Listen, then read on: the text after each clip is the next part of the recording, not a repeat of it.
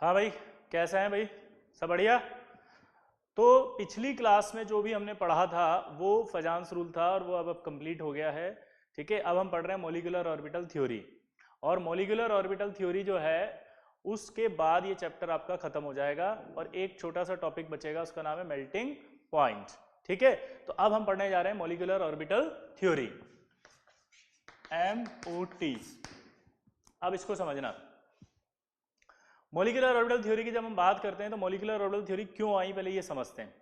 Molecular orbital theory इसलिए आई क्योंकि covalent bond जो था उसको समझाने के लिए हमारे पास दो थ्योरी थी, पहली थी वीबीटी और दूसरी थी एमओटी। अब वीबीटी से हम पहले हमेशा कोवेलेंट बॉन्ड को समझते थे। अगर आपको याद हो तो 11th क्लास के अंदर जितना भी आया था valence bond theory, valence bond theory, valence bond theory, हम सब उसी से समझते थे। और valence bond theory, valence bond theory में कुछ कमियां रही होंगी, इसीलिए कौन आया? एमओटी। क्या आया? एमओटी। समझ गए? अब क्या कमी रही वो देखना। जैसे अगर मैं O2 की बात करूं कि ऑक्सीजन बनाओ, तो ऑक्सीजन बनाते समय हमें पता लगेगा 1s2 2s2 2p4, ये। दूसरे की भी बात करें तो 1s2 2s2 2p4, ये। अब ये जब दोनों ऑक्सीजन मिलकर के बॉन्ड बनाएंगे तो ऐसा बनेगा जिसमें ये भी बनेगा और ये भी बनेगा, आया ना? तो इसने इसके साथ बॉन्ड बना दिया, इसने इसके साथ बॉन्ड बना दिया, तो ये सिचुएशन आई, ये। अब आप इसको ध्यान से देखें तो ये कैसा दिख रहा है आपको? अगर आप वीबीटी के हिसाब से बात करेंगे तो आपको नजर आएगा डाया मैग्नेटिक। क्या आएगा बताओ? Diamagnetic. तो ये जो डाया मैग्नेटिक आपको दिखाई दे रहा है, ये डाया मैग्नेटिक एक्चुअल में नहीं होता। O2 is a paramagnetic. हमने बोला कि बताओ, हमने बोला कि बताओ O2 पैरा है कि डाया, तो आंसर आया पैरा। हमने वीबीटी से पूछा क्यों, बोला आता ही नहीं है। आता ही नहीं है, अरे आता नहीं है तो हम क्या करें? तो ये गलत हो गया। फिर वीबीटी कहती थी कि यार दो इलेक्ट्रॉन से मिलकर के एक बॉन्ड बनता है, जैसे ये। ठीक है, दो इलेक्ट्रॉनों से मिलकर के एक बॉन्ड बनता है, ऐसे ये वाला। तो दो इलेक्ट्रॉनों से मिलकर के एक बॉन्ड बन रहा है, अगर दो इलेक्ट्रॉन से मिलकर के एक बॉन्ड बन रहा है तो फिर हमने कहा ये ऑड इलेक्ट्रॉन कैसे बनता है।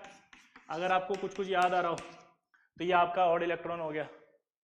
ठीक है, तीन इलेक्ट्रॉन कैसे पार्टिसिपेट कर सकते हैं? ठीक, तो दूसरा ड्रॉबैक हो गया। तीसरी बात आई कि साहब बॉन्ड ऑर्डर जो होता है वो होता है number of covalent bonds. Bond order क्या होता है? Number of covalent bonds. ठीक है, तो बॉन्ड ऑर्डर कहते हैं नंबर ऑफ कोवेलेंट बॉन्ड्स। तो हमने कहा कि अगर बॉन्ड ऑर्डर इसका 2.5 आया तो इसका मतलब क्या है? दो बॉन्ड और एक आधा बॉन्ड। या आधा बॉन्ड क्या होता है? तो यानी कि फ्रैक्शनल बॉन्ड ऑर्डर को भी नहीं समझा पाया। तो अभी जब आप नोट्स बनाएंगे तो उसमें कैसे लिखेंगे मैं बताता हूं। फर्स्ट, पहला हेडिंग डालेंगे ड्रॉबैक ऑफ वीबीटी। लिखा ड्रॉबैक ऑफ वीबीटी में फर्स्ट पॉइंट आप क्या लिखेंगे? ध्यान से सुनेंगे। आप लिखेंगे VBT can not explain paramagnetic behaviour of O2 molecule. क्या लिखेंगे बताओ? VBT can not explain paramagnetic behaviour of O2 molecule. ठीक, according to VBT O2 is diamagnetic. ये आप फिर इसके बाद एक्सप्लेनेशन लिखेंगे ऐसे। तो according to VBT O2 is diamagnetic. Clear? ठीक, नोट करके लिखेंगे। But actually O2 is paramagnetic and it's paramagnetic behaviour नहीं एक्सप्लेन होता किससे? वीबीटी से। पहला। दूसरा ड्रॉबैक लिखेंगे VBT can not explain formation of odd electron molecules. क्या लिखेंगे? VBT can not explain odd electron formation of odd electron molecules. VBT can not explain formation of, बोलो, ऑड इलेक्ट्रॉन मॉलिक्यूल्स। क्लियर? तीसरा, VBT can not explain fractional bond order in diatomic molecules. VBT can not explain fractional bond order in diatomic molecule. क्या बोला जल्दी बताओ? VBT can not explain fractional bond order in diatomic molecule, but in poly atomic molecule, जैसे अगर मैं बात करूं carbonate, ये एक पॉली एटॉमिक मॉलिक्यूल है और इसका जो बॉन्ड ऑर्डर आता है वो 1.33 आता है। तो अगर मैं बात करूं पॉली एटॉमिक मॉलिक्यूल की, तो but in polyatomic molecule fractional bond order is explained bye, fractional bond order is explained by the phenomena of resonance. Poly atomic के अंदर क्या बोला, जल्दी बताओ, पॉली एटॉमिक के अंदर बॉन्ड ऑर्डर एक्सप्लेन हो सकता है वीबीटी से, और वो करती है रेजोनेंस फिनोमिना के थ्रू। तो पहला स्टेटमेंट हमें समझ में आया कि वीबीटी के ड्रॉबैक में पहला क्या आया, VBT can not explain paramagnetic behaviour of O2 molecule. दूसरा, VBT can not explain formation of odd electron molecules.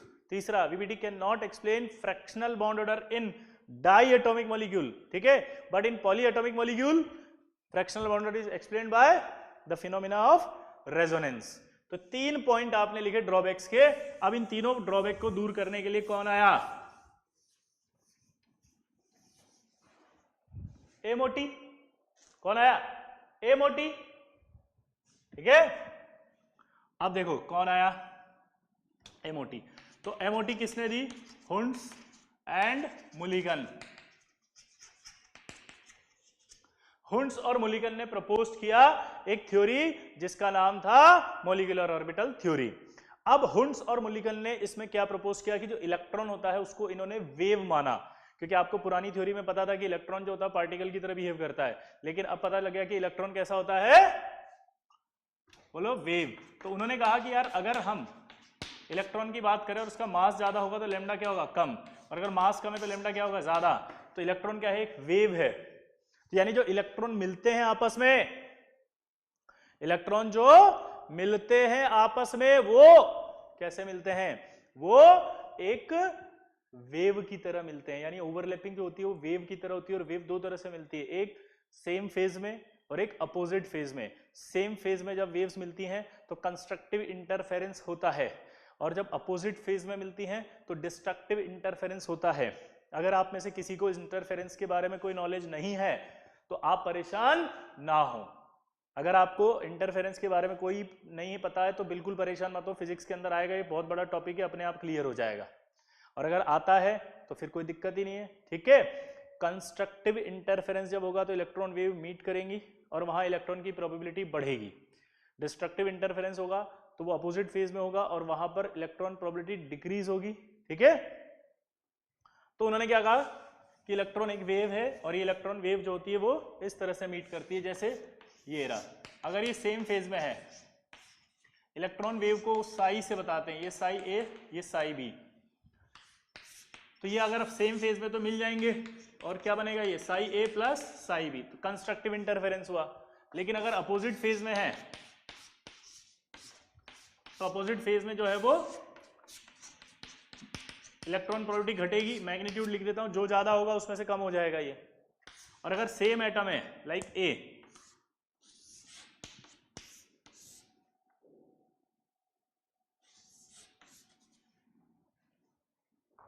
ये ठीक है, ए है और ये भी ए है, तो क्या होगा,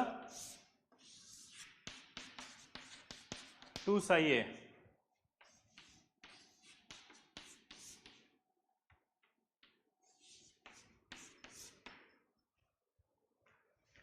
अगर ये आपका ए है और बी है, और अगर कंस्ट्रक्टिव इंटरफेरेंस में आ रहे हैं तो ये बढ़ जाएगा Sai A plus psi B. ये आपका ए है और ये बी है, और अगर आपका डिस्ट्रक्टिव इंटरफेरेंस है तो घट जाएगा, ए माइनस बी करो या बी माइनस ए करो, मोड आएगा सेम। फिर उसके बाद ये आपका सेम एटम है, ये सेम एटम है, अगर ये ए और ए आपस में एक दूसरे के पास आएंगे तो क्या बनाएगा, ये 2 साई ए। इस तरफ आओ, अगर ये भी ए है और ये है और अपोजिट फेज में है, सेम है, तो ये तो 0 हो जाएगा। तो इस तरह से इलेक्ट्रॉन वेव मिलती है।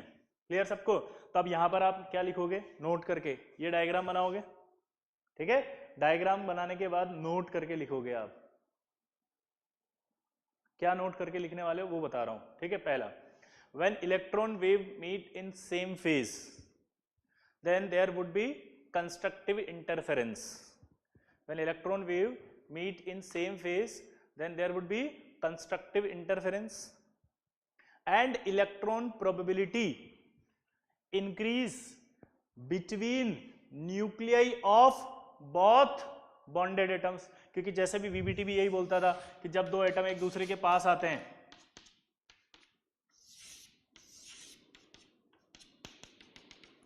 जब दो एटम एक दूसरे के पास आते हैं तो पास आने पर उन दोनों के बीच में इलेक्ट्रॉन डेंसिटी बढ़ जाती है। ये तो एमओटी ने इसी को क्या बोला कि when electron wave meet in same phase then there would be constructive interference and electron probability increase between nuclei of both bonded atoms, ठीक है, ड्यू टू अट्रैक्शन, क्योंकि कंस्ट्रक्टिव इंटरफेरेंस होगा तो अट्रैक्शन होगा, ड्यू टू अट्रैक्शन। यहां तक note कर लिया।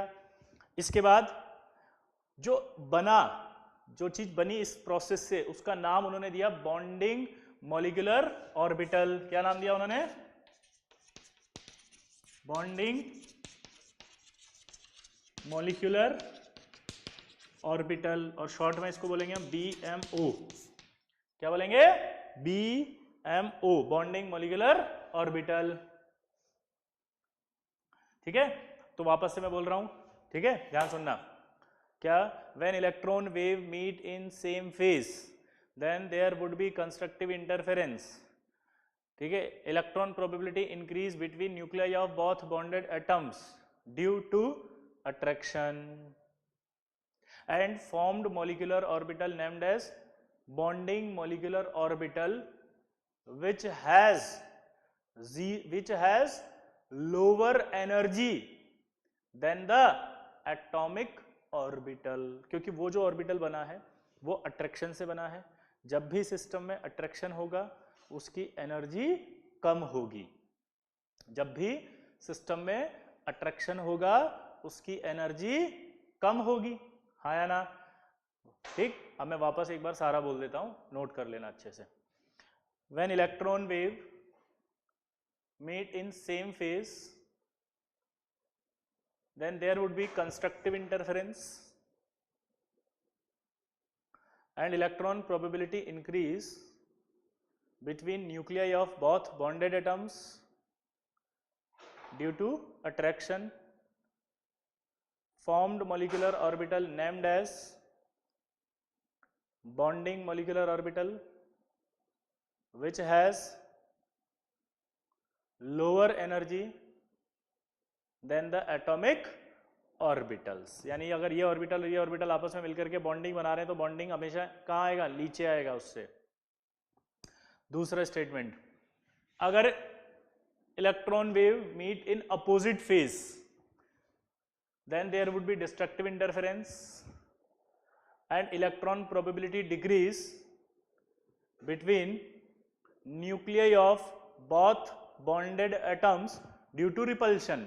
यहां पर एंटी बॉन्डिंग बनेगा, ठीक है, और formed molecular orbital named as anti bonding molecular orbital, formed molecular orbital named as, बोलो, anti bonding molecular orbital, formed molecular orbital named as anti bonding molecular orbital, और ये बन रहा है रिपल्शन से। रिपल्शन जब होता है तो एनर्जी बढ़ती है, तो इसका मतलब इसकी जो एनर्जी होगी वो एटॉमिक ऑर्बिटल से ज्यादा आएगी, इसकी जो एनर्जी आएगी वो क्या आएगी? एटॉमिक ऑर्बिटल से ज्यादा। अब दोबारा से बोल रहा हूं, वापस सुनना। When electron wave meet in opposite phase then there would be destructive interference, electron probability decrease between nuclei of both bonded atoms due to repulsion, formed molecular orbital named as anti-bonding molecular orbital which has zero electron probability, sorry, which has higher energy than the atomic orbital, which has higher energy than the atomic orbital। अब इस पर जो सवाल आएगा exam में वो क्या आएगा जरा देखना, जितना आपने पढ़ा उस पर आईटी में कैसा सवाल आता है वो देखना।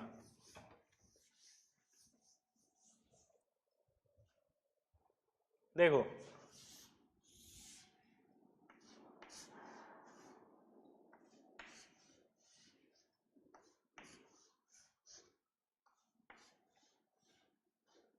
ये यहां पर इसमें जो है साई है, ठीक है, साई मतलब एनर्जी बोल देते हैं इसको। यहां पर आपका ये साई ए है, ये साई बी, ये एटॉमिक ऑर्बिटल्स हैं इस एक्सिस पर। ये भी एटॉमिक ऑर्बिटल है इस एक्सिस पर, ये मॉलिक्यूलर ऑर्बिटल है बीच में, ठीक है। अब देखो ये तो मैं ऐसे ही बना रहा हूँ, है ना, डिजाइन है, इसको उससे कोई लेना देना नहीं है।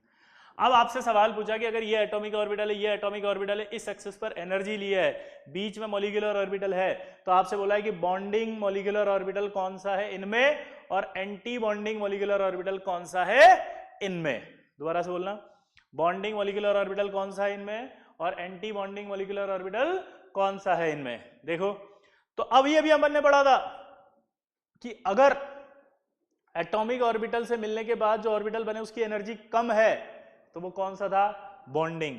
तो ये वाला क्या कहलाएगा, बॉन्डिंग, और ये क्या कहलाएगा, एंटी बॉन्डिंग। या इसको ऐसे लिख सकते हैं psi A minus psi B, और इसको ऐसे लिख सकते हैं psi A plus psi B.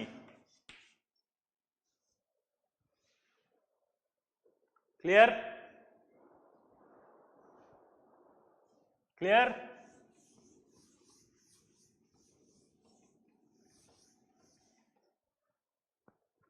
हाँ या ना, सिंपल है, बोलो।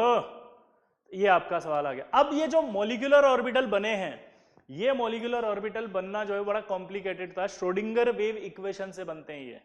तो उसकी जो कैलकुलेशन थी बहुत भारी थी, बहुत मैथमेटिकल थी। तो उस मैथमेटिकल कैलकुलेशन का जो रिजल्ट है वो थ्योरेटिकल रिजल्ट आपके सामने बनाया गया, और उस थ्योरेटिकल रिजल्ट का नाम दिया गया LCAO। इसका फुल फॉर्म याद होना चाहिए, linear combination of atomic orbital. इसका फुल फॉर्म क्या होगा बताओ, linear combination of atomic orbital. क्या होगा फुल फॉर्म बताओ, linear combination of atomic orbital. तो linear combination of atomic orbitals, ठीक।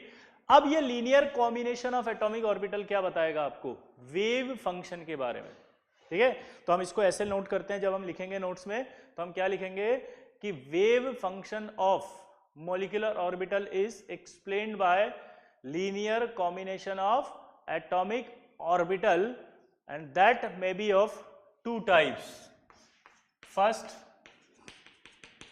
एक्सियल और सेकेंड साइडवेज, ठीक है। तो LCAO यानी कि एटॉमिक ऑर्बिटल से मॉलिक्यूलर ऑर्बिटल बनने का जो तरीका होगा वो एक तो एक्सियल होगा और दूसरा जो होगा वो साइडवेज होगा। क्या होगा, साइडवेज। तो अब सबसे पहले अपन पढ़ रहे हैं linear combination of atomic orbital में एक्सियल, ठीक है। ये एक ऑर्बिटल है S, ये भी ऑर्बिटल है एक S। ये मैंने जो बनाया यहाँ पे ये क्या है, ये डॉट जो है वो क्या बनाया मैंने, न्यूक्लियस। और ये जो प्लस बना रहा हूं इसका मतलब ये निकल रहा है ये दोनों सेम फेज में है। इसका क्या मतलब निकला बताओ, ये दोनों सेम फेज में है। दोबारा से बताओ, इसका क्या मतलब निकला बताओ, ये दोनों सेम फेज में हैं। दोबारा बोलो, क्या मतलब बताया, सेम फेज में है, ठीक। अब जब सेम फेज में होते हैं तो जरा स्टेटमेंट को रिपीट करता हूं वापस जो अभी लिखा था। अगर ऑर्बिटल सेम फेज में होंगे तो there would be constructive interference, electron probability increase between nuclei of both bonded atoms due to attraction, formed molecular orbital named as bonding molecular orbital which has low energy than atomic orbital। तो ये nucleus है, ये nucleus है। S orbital होता है, आपको पता है चारों तरफ होती है इलेक्ट्रॉन डेंसिटी, लेकिन अब क्या होगा, अट्रैक्शन होगा, तो ये जितनी भी इलेक्ट्रॉन डेंसिटी सारी इधर आएगी, ये भी सारी अट्रैक्ट होकर के बीच में आएगी। तो ये ऐसा कुछ दिखेगा नहीं, दिखेगा कि न्यूक्लियस ये रहा, न्यूक्लियस ये रहा और सारी इलेक्ट्रॉन डेंसिटी बीच में आ गई और ये प्लस आ गया। और बनने वाला जो ऑर्बिटल है उसका नाम क्या होगा, बॉन्डिंग मॉलिक्यूलर ऑर्बिटल, ठीक। इसी तरह से अब दूसरा बताओ, ये न्यूक्लियस, ये न्यूक्लियस, यहां प्लस यहां माइनस, ये माइनस आ गया, इसका मतलब अपोजिट फेज, ये प्लस और ये माइनस मतलब अपोजिट फेज। क्या होगा जल्दी बताओ, ये अपोजिट फेज। अब अपोजिट फेज है तो उसमें क्या होगा जरा सोचो, जब ये अपोजिट फेज में होंगे तो आपस में एक दूसरे को रिपल करेंगे, रिपल करेंगे, इलेक्ट्रॉन डेंसिटी डिक्रीज होगी between nuclei of both bonded atoms. तो यहां पर आप देखो धक्का पड़ेगा उधर जाएंगे, धक्का पड़ेगा उधर जाएंगे,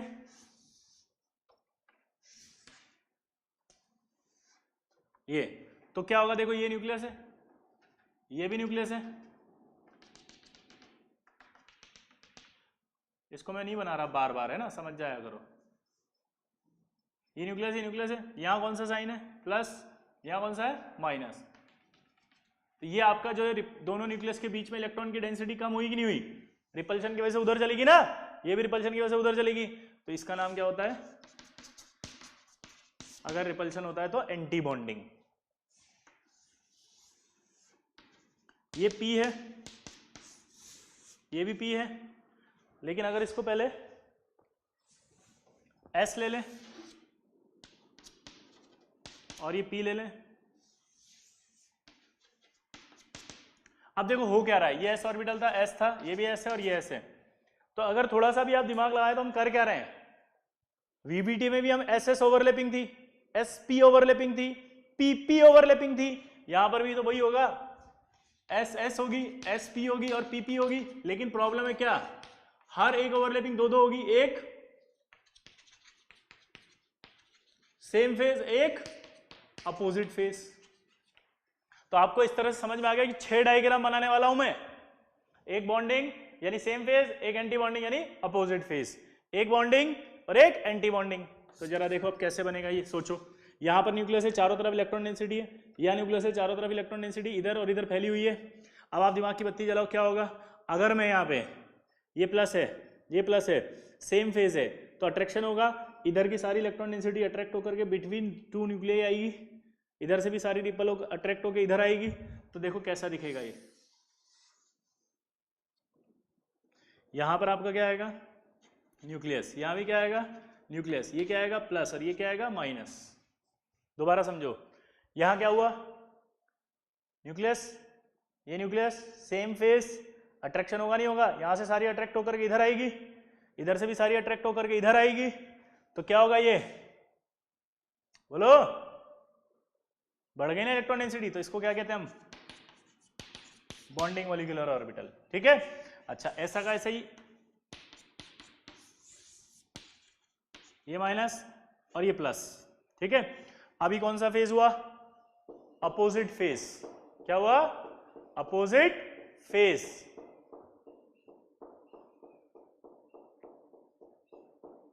तो क्या होगा यहां पर, रिपल्शन, रिपल्शन होगा तो धक्का पड़ेगा इधर, तो यानी कि ये तो मुड़ जाएगा इससे,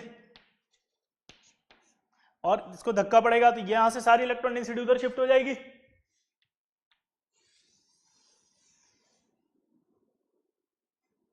ये तो क्या हुआ, ये माइनस और ये प्लस, क्लियर। अब ये रिपल्शन हुआ तो इसका नाम क्या बनेगा, एंटी बॉन्डिंग, क्या बनेगा, एंटी बॉन्डिंग।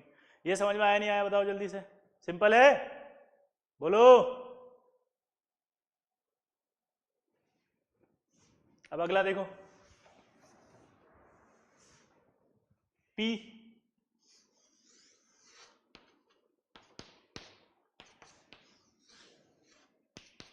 ये कौन सा फेज हुआ बताओ, सेम फेज हुआ कि नहीं हुआ, सेम फेज है, प्लस प्लस सेम फेज है, सेम फेज है तो क्या होगा, आपस में अट्रैक्ट होंगे,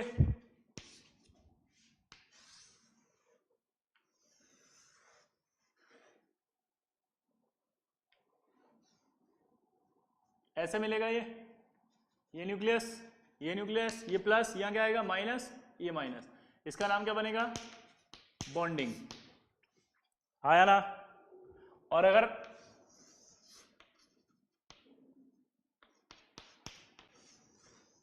अपोजिट फेज की बात करें तो देखो क्या होगा, ये फेज है अपोजिट, यहां क्या होगा, रिपल्शन, यहां से इलेक्ट्रॉन डेंसिटी सारी उधर खिसकेगी, यहां से सारी इलेक्ट्रॉन डेंसिटी उधर खिसकेगी, तो क्या होगा, देखो यहां से धक्का पड़ेगा इसको तो ये बड़ी हो जाएगी और ये छोटा, और यहां से भी धक्का पड़ेगा तो क्या होगा, ये बड़ा और ये छोटा, तो यहां क्या आएगा, माइनस, यहां क्या आएगा, प्लस, यहां क्या आएगा, माइनस, यहां क्या आएगा, plus,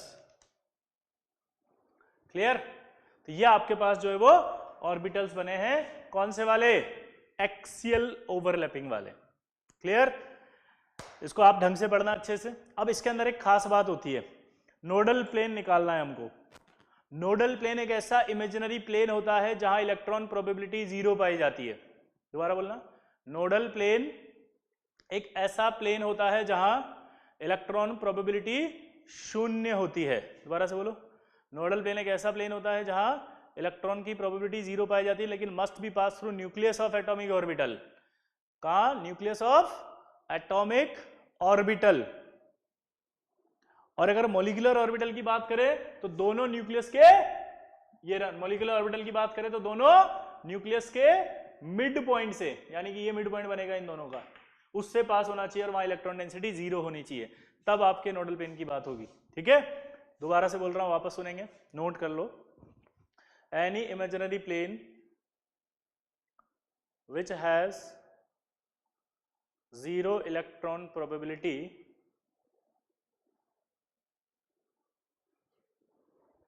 and must be passed through nucleus of atomic orbitals, must be passed through nucleus of atomic orbitals, and in case of molecular orbital, in case of molecular orbital must be passed through mid point of molecular orbital। ये mid point आ रहा है इससे। अब आप जब इससे पास करोगे तो इसमें तो इलेक्ट्रॉन डेंसिटी आ रही है, तो नोडल प्लेन कितना आएगा इसका? 0। यहां देखो आप, ये न्यूक्लियस, इसका मिड पॉइंट ये है, यहां से पास करोगे तो इसका नोडल प्लेन क्या आएगा? 1। ये न्यूक्लियस, ये मिड पॉइंट है, यहां से पास करोगे तो नोडल प्लेन कितना आएगा? 0। ये न्यूक्लियस, इसका मिड पॉइंट ये रहा, ये बीच में से पास करोगे तो इसका नोडल प्लेन कितना आएगा? 1। ये न्यूक्लियस, ये मिड पॉइंट है, बीच में से पास करोगे तो नोडल प्लेन कितना आएगा? 0। ये देखो आप, ये न्यूक्लियस, ये मिड पॉइंट है, यहां से पास करोगे तो नोडल प्लेन कितना आएगा? 1। क्लियर? दोबारा से देखेंगे। अब नोडल प्लेन निकालना था, मिड पॉइंट से पास करना था, ये न्यूक्लियस था, ये न्यूक्लियस था, इन दोनों न्यूक्लियस का मिड पॉइंट ये रहा, यहां से अगर आप पास करोगे तो नोडल प्लेन क्या आएगा? 0। यहां से पास करोगे तो नोडल प्लेन क्या आएगा? 0। क्लियर है? ये न्यूक्लियस, इसका मिड पॉइंट कहां है? यहां से पास करोगे तो नोडल प्लेन कितना आएगा? 1। ये दोनों न्यूक्लियस, इसका मिड पॉइंट कहां है? यहां से पास करोगे तो इलेक्ट्रॉन डेंसिटी है बीच में खूब सारी, तो इलेक्ट्रॉन आएंगे, इसलिए नोडल प्लेन क्या आएगा? 0। यहां न्यूक्लियस, ये न्यूक्लियस, इन दोनों का मिड पॉइंट कहां है? यहां से पास करोगे तो ये रहा, नोडल प्लेन कितना आएगा? 1। ये दो न्यूक्लियस, मिड पॉइंट कहां है? यहां पास करोगे इलेक्ट्रॉन डेंसिटी तो क्या आएगा? Nodal plane 0। ये दो न्यूक्लियस, इन दोनों का मिड पॉइंट कहां है? यहां पास करोगे तो 1, तो ये 1 आ जाएगा। ठीक है, अब एक खास बात हमने 11th में पढ़ी थी और नहीं पढ़ी तो दोबारा पढ़ रहे हैं। साई जी मतलब इफ नोडल प्लेन, क्या बोला मैंने? नोडल प्लेन अगर कितना हो इवन नंबर में है तो उसका जो नाम होता है वो एक और होता है, जीरेड ऑर्बिटल। और अगर नोडल प्लेन ऑड नंबर में हो तो उसको हम क्या कहते हैं? अनजीरेड। ऑड नंबर में हो तो अनजीरेड।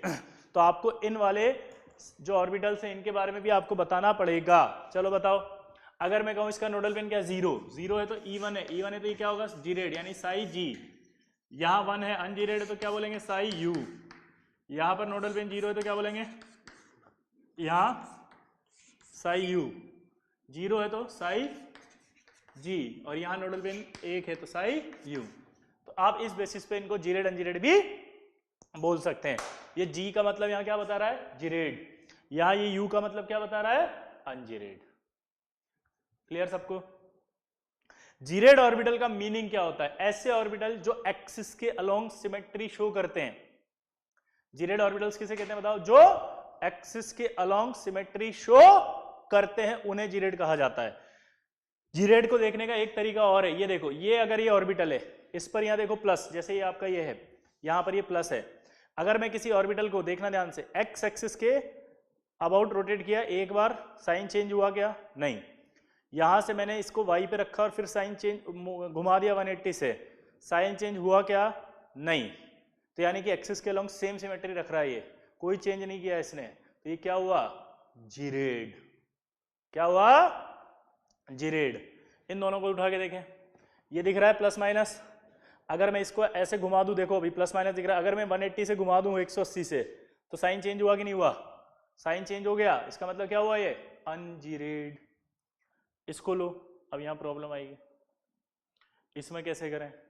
तो इसका एक बहुत अच्छा की पॉइंट है, ध्यान सुनना। और बहुत इंपॉर्टेंट चीज बता रहा हूं वैसे, कि एक और तरीका है, अगर किसी ऑर्बिटल में सेंटर ऑफ सिमेट्री आ रही है तो इसका मतलब जीरेड है, क्योंकि सेंटर ऑफ सिमेट्री है, इसका मतलब है कि वो एक्सिस के अलोंग अपनी सिमेट्री चेंज नहीं कर रहा है। सिमेट्री है उसके अंदर, एक्सिस के अलोंग कोई सिमेट्री चेंज नहीं कर रहा। सेंटर ऑफ सिमेट्री है तो जीरेड, और सेंटर ऑफ सिमेट्री नहीं तो अनजीरेड। अब आप जब इसमें निकालोगे तो आपको क्या नजर आएगा? सेंटर ऑफ सिमेट्री नहीं आएगी, और फिर भी आपने लिखा है जीरेड। क्यों बताओ? यही आईटी है। फंस गए बेटा, लगा लो तुम, तुम्हारी जितनी दम हो। और ये आपको कोई बता भी नहीं सकता, कोई किताब में भी नहीं मिलेगा, कहीं नहीं पता चलेगा, और कंफ्यूजन हमेशा रहेगा। लोग या टीचर स्टेटमेंट लिखवा देते हैं, बच्चे रट लेते हैं, लेकिन जब अप्लाई करते हैं तो समझ में नहीं आता कि क्या हुआ। अब इसको समझो, जब हमारी बॉन्डिंग मॉलिक्यूलर ऑर्बिटल की बात होती है तो इसका मतलब ये समझना है कि उसे कहा जाता है जहां पर दो न्यूक्लियस के बीच में जो इलेक्ट्रॉन डेंसिटी बढ़ेगी उसे कहा जाएगा बॉन्डिंग मॉलिक्यूलर ऑर्बिटल। दो न्यूक्लियस के बीच में इलेक्ट्रॉन की प्रोबेबिलिटी अगर बढ़ेगी, दो न्यूक्लियस के बीच में अगर इलेक्ट्रॉन की प्रोबेबिलिटी बढ़ेगी तो उसे क्या कहा जाएगा? Bonding molecular orbital. क्या कहा जाएगा? बॉन्डिंग। तो आपको दो न्यूक्लियस के बीच का हिस्सा ही देखना, यानी कि ये जो छोटा वाला हिस्सा है वो बॉन्डिंग का है ही नहीं। ये देखो, छुपा लो इसको, आप देखो पहले जैसा दिख रहा है। यानी अगर बॉन्डिंग मॉलिक्यूलर ऑर्बिटल में कहीं पर इलेक्ट्रॉन डेंसिटी घटी है तो वो हिस्से को हम बॉन्डिंग का हिस्सा नहीं मानते। सेम एज एंटी बॉन्डिंग में रिपल्शन होता है, अगर एंटी बॉन्डिंग में रिपल्शन हो रहा है तो वहां रिपल्शन होगा। यानी कि जहां इलेक्ट्रॉन डेंसिटी घटेगी दो न्यूक्लियस के बीच में, सिर्फ उसी जगह को क्या बोलेंगे? Anti bonding. और अगर कहीं बढ़ गई तो बढ़ा हुआ हिस्सा किसका हिस्सा नहीं मानेंगे? एंटी बॉन्डिंग का। तो आप देखो ये एंटी बॉन्डिंग का हिस्सा नहीं है, इसको छुपा लो। अगर आप इसको छुपाओगे तो सेकंड जैसा दिखेगा। साइंस से देखना है आपको, साइन, पॉजिटिव साइन और नेगेटिव साइन। ये जो छोटा या बड़ा हो रहा है उससे नहीं देखना है, ये छोटा हो गया, ये बड़ा हो गया, ये मुड़ गया, टेढ़ा हो गया, उससे नहीं देखना, सिर्फ साइन। तो आप देखोगे इसको हटा दो अगर, तो साइन जो है सेकंड जैसे आ रहे हैं। अब इस की पॉइंट को लगाओ, ऊपर आओ। अगर मैं इन दोनों को छुपा लूं तो कैसा दिख रहा है?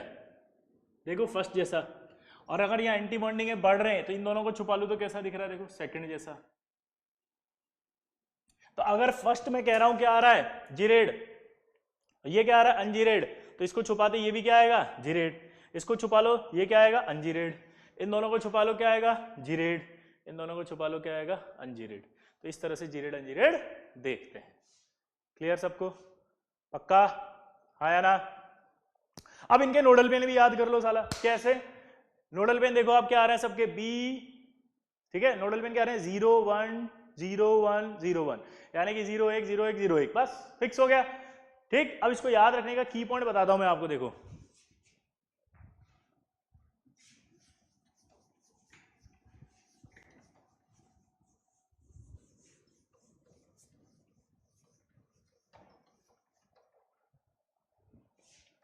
BZ0 की पॉइंट क्या है? BZ0, BZ0 का मतलब है बॉन्डिंग अगर है तो वो जीरेड है और वो उसका नोडल पेन 0 होगा। की पॉइंट क्या होगा? अगर बॉन्डिंग है तो वो जीरेड है, और जीरेड है तो उसका क्या होगा? Nodal plane 0। अब इस की पॉइंट का हेल्प कहां मिलेगा? और इससे उल्टा बना सकते हो, यानी कि A, फिर वो G की जगह अनजीरेड आएगा और वो 1 आएगा, तो AU1। अगर आपको BZ0 याद हो गया तो AU1 से तो वैसे ही निकाल लोगे आप। अब इस BZ0 की पॉइंट का हेल्प कैसे मिलेगा? देखो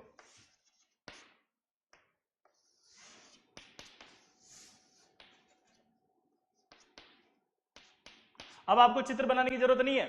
सबसे पहले बताओ सेम फेज में है क्या? तो आप बोलोगे हाँ। सेम फेज में होता है तो बॉन्डिंग बनता है कि एंटी बॉन्डिंग? आप बोलोगे बॉन्डिंग। तो आप सीधा की पॉइंट लगाया BZ0, तो आंसर क्या बनेगा, जो भी यहाँ ऑर्बिटल है वो बॉन्डिंग है, वो जीरेड है और उसका नोडल पेन 0 है। आया ना, की पॉइंट समझ में आया। और अगर मैं यहां पर आपका बना देता प्लस,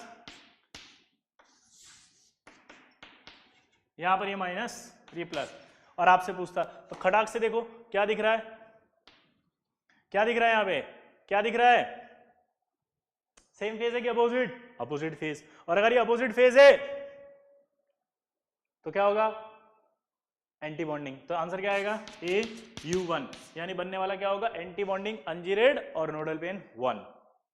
हाँ ना, क्लियर। तो ये आपका एक्सियल वाला खत्म हुआ। नेक्स्ट क्लास में हम पढ़ेंगे साइडवेज वाला, ठीक है। चलिए तब तक के लिए बेस्ट ऑफ लक।